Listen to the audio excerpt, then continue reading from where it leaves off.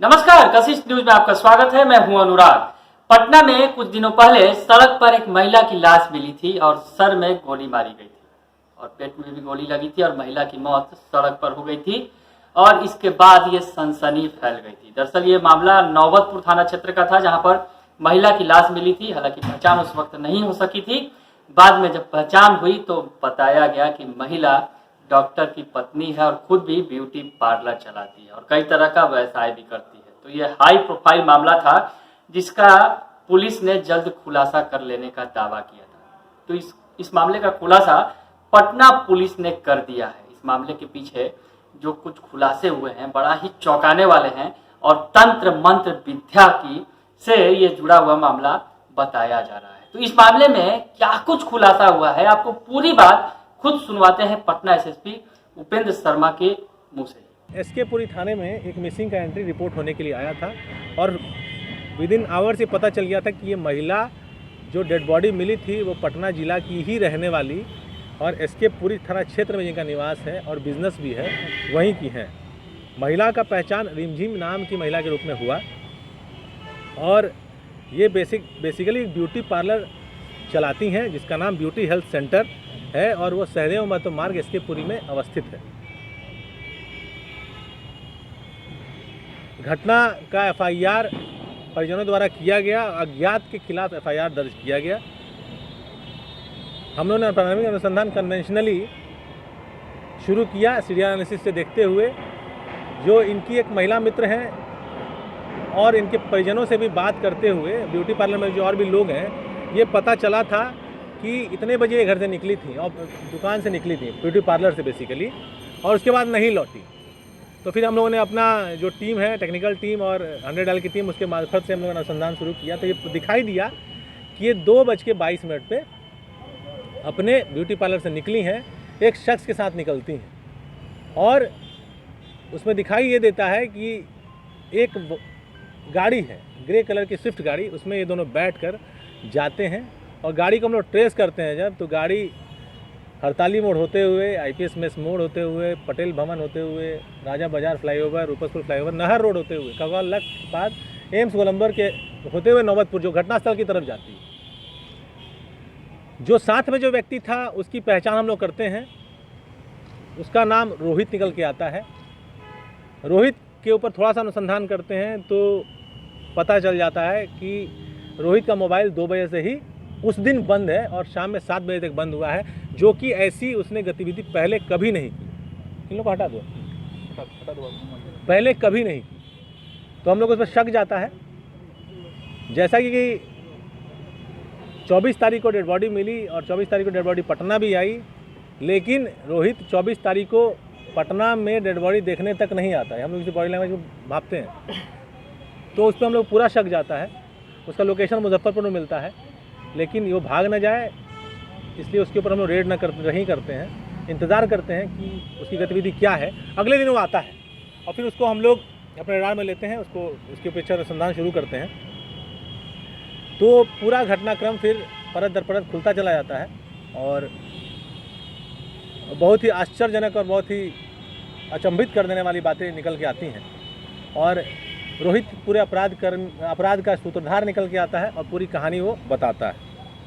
Rohit basically एक BSc graduate है और पढ़ा लिखा आदमी। एएन कॉलेज से इसने 2005 में बीएससी केमिस्ट्री में ग्रेजुएशन किया है और एक कॉर्ड लाइफ नाम के एक स्टेम सेल आप लोग समझते होंगे, एक जेनेटिक्स से रिलेटेड टर्म है और उसका एक इंस्टीट्यूट है, सेंटर, इसमें काम करता है एज अ मैनेजर। 50,000 रुपये महीने इसकी तनख्वाह है। अच्छे परिवार से बिलोंग करता है। इसका अपना घर है पटेल नगर में। पढ़ा लिखा व्यक्ति है, कोई आपराधिक इतिहास नहीं है।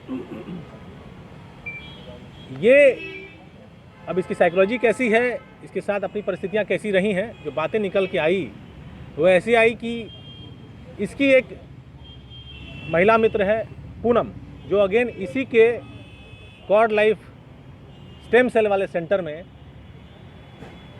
काम करती हैं और उनसे इनकी अच्छी दोस्ती है।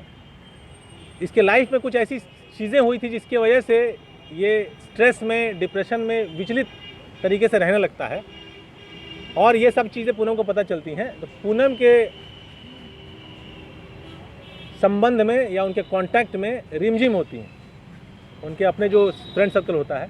और रिमझिम किसी तरीके से पूनम ऐसा बताती हैं कि वो पूजा पाठ, तंत्र मंत्र और कुछ, हालांकि उसको टर्न नहीं देना चाहिए, लेकिन कुछ उस तरह की कार्रवाई करती है जिससे कि ऐसे लोगों को रिलीफ मिलता है। तो उनका कहना है कि आप उससे मिलिए, आपको फ़ायदा होगा। तो ये संपर्क पिछले लॉकडाउन 2020 के पहले के लॉकडाउन, जिनको धुंधली धुंधली बातें याद हैं, इनको लगता है, इन्हें बताते लगभग 2 साल हो गया हमको उनसे मुलाकात हुए, तब ये संपर्क में आते हैं मिस्टर रोहित।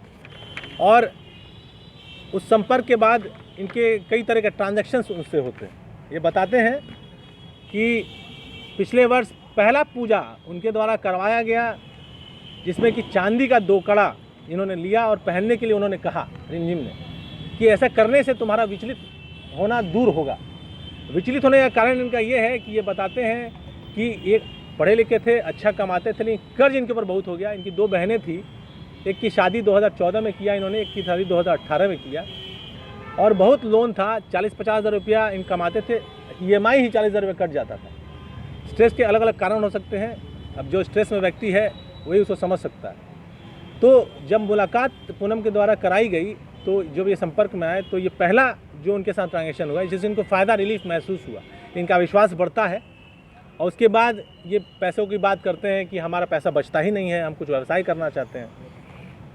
तो दूसरी बात वो 4 से 5 महीने बाद बताती हैं कि तुम 4 शर्ट खरीदो फलाने कलर का, और अपने तुम काम में अगर ये कलर का शर्ट पहनोगे तो तुमको सफलता प्राप्त होगी। तो ये एक मीटिंग करने जाते हैं, एक मिनी प्लेक्स का उनको ऑफर मिलता है और वो मीटिंग सक्सेसफुल होती है। इनका विश्वास और बढ़ता है। ये कहीं ना कहीं से इनके माइंड पे उनके कार्य का असर, प्रभाव करता चला जाता है। उसके बाद पिछले दुर्गा पूजा में वो इनके और जो प्रॉब्लम्स हैं कि और सुधार हो, पैसे की आवक बढ़े, लाइफ सेटल हो, बलि भी चढ़वाती हैं। उनका कहना था कि वो कभी कभी शमशान भी जाती हैं, और हालांकि ये उनके साथ कभी नहीं गया है, अब चूंकि वो है नहीं तो ये बात को वेरीफाई करना मुश्किल है। तो ये बलि भी चढ़वाया 15 हज़ार का। लेकिन जो 1 साल का ट्रांजेक्शन रहा आज के जनवरी तक में, इस साल के जनवरी तक में, इसको शुरुआत में जो विश्वास था, इसका विश्वास टूटता गया कि बहुत ज़्यादा फ़ायदा इसको नज़र नहीं आया। लेकिन इनसे जो हम लोग ने बात की है, काफ़ी देर तक इनके साथ इंटरोगेशन बंद कमरे में उन्होंने किया है, इनके माइंड को समझने का प्रयास किया है, तो ये बेसिकली थोड़े से मेंटली डिफरेंट टाइप के व्यक्ति हैं मिस्टर रोहित।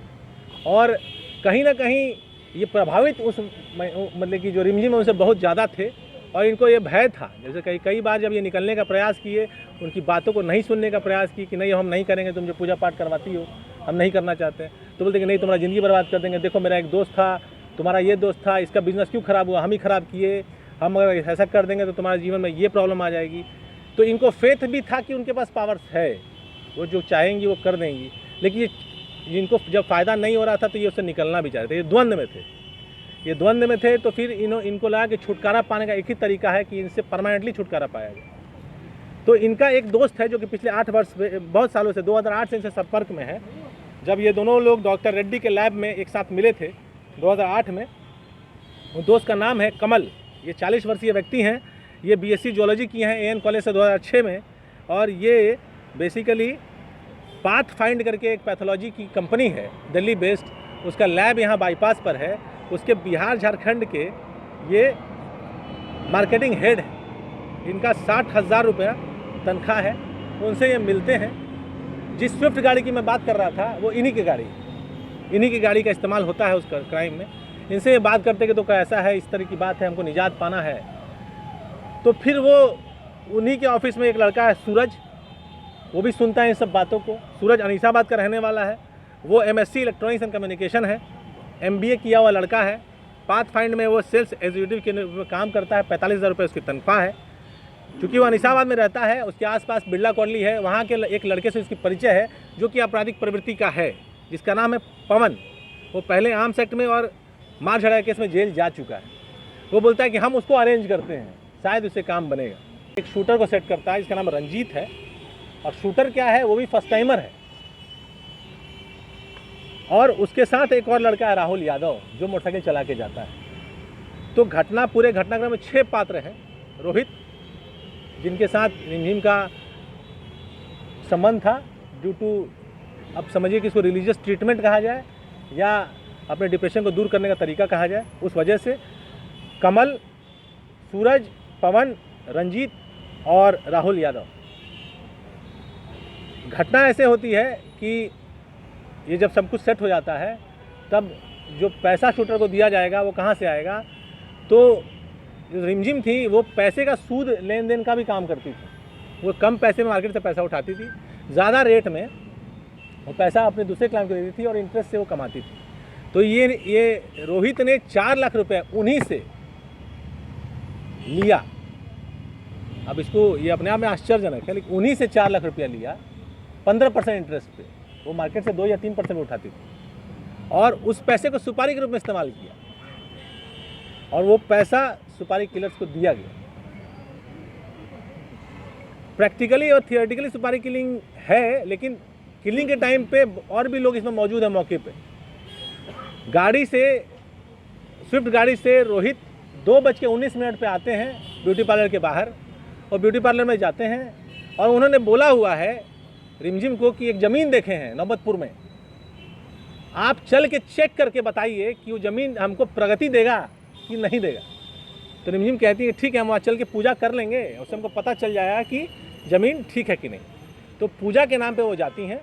2:22 में लोग दुकान से निकलते हैं और वो सीधे 2:22 सीधे हैं 2:55 वहाँ पहुँच जाते हैं। 2:55 में निकलते हैं 2:55 में निकलते हैं और लगभग वो नौबतपुर पीओ पे वो लोग पहुँचते हैं। नहीं, टाइमिंग गलत हो रहा है।